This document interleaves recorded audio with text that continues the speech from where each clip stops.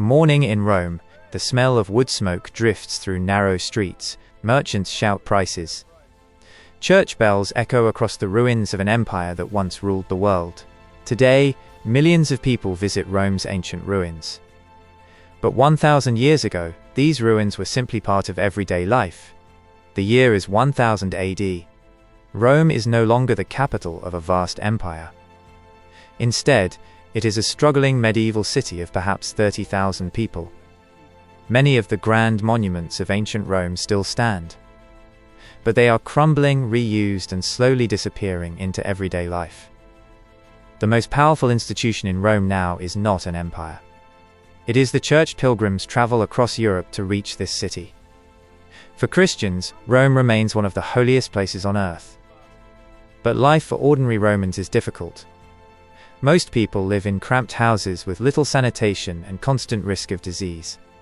Markets bring the city to life. Farmers from the countryside arrive with grain, vegetables, wine, and livestock to trade. At the edge of the city stands one of the greatest buildings ever constructed. The Colosseum, once the center of Roman entertainment. The arena no longer hosts gladiators. Instead, parts of the Colosseum are used as homes, storage spaces, and even small chapels. Food in medieval Rome is simple: bread, vegetables, beans, and occasionally meat. Wine is safer to drink than water. Most people work with their hands. Blacksmiths shape iron. Carpenters cut timber. Bakers wake before sunrise. The Tiber River remains the city's lifeline. Boats arrive carrying grain, olive oil, and goods from across Italy. But Rome is not peaceful. Powerful noble families constantly fight for control of the city. Violence is common. Rival factions clash in the streets, and control of Rome changes hands many times. Yet despite hardship, Rome never disappears. Pilgrims keep coming. Churches continue to rise among the ruins of the empire. Religion shapes nearly every aspect of life here. Rome is still the spiritual heart of Western Christianity. Many pilgrims travel hundreds of miles to reach the tomb of St. Peter. But outside the churches, life remains difficult. Disease spreads easily in crowded neighborhoods.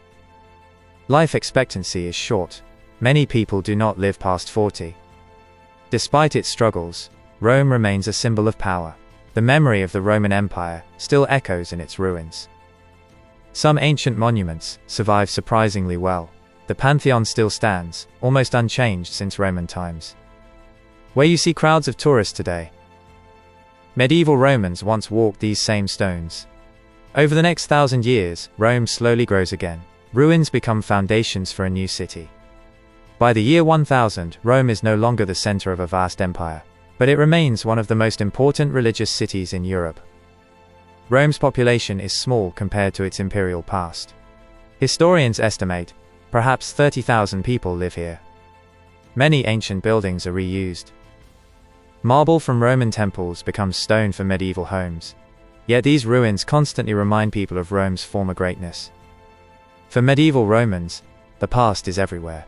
Ancient stones shape daily life. Where you see busy Roman traffic today, medieval streets were far quieter. Slowly, over centuries, Rome begins to grow again. Pilgrims, traders, and craftsmen bring new life to the city. And over the next 1,000 years, this quiet medieval town transforms into the Rome we know today. Outside the main city, the Roman countryside still feeds the population. Farms stretch along the fertile banks of the Tiber. Food arrives in the city every morning. Bread, vegetables, olives, and wine form the foundation of daily meals. Most Romans live modest lives. Their homes are small, often just 1 or 2 rooms. Life expectancy is short. Disease spreads easily in crowded neighborhoods with limited sanitation. But despite hardship, community life remains strong. Festivals and religious celebrations bring people together. Pilgrims arrive from across Europe. For them, Rome is still the spiritual heart of Christianity.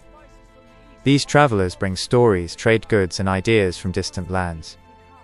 1,000 years ago, Rome is smaller, quieter, and poorer than its imperial past. Yet the city never disappears.